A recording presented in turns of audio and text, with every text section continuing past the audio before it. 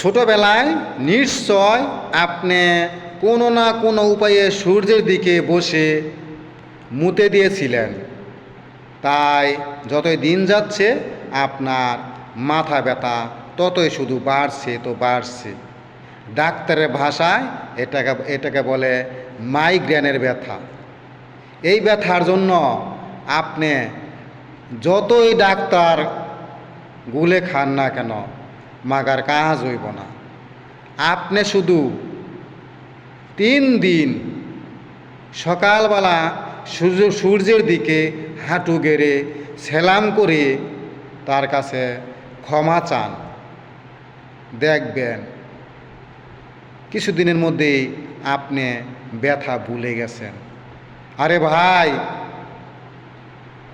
বিভিন্ন ডাক্তার দেখায় তো অনেক অনেক টাকাই খরচ করতে পারেন। বিনামূল্যে পরামর্শ একবার করেই দেখেন,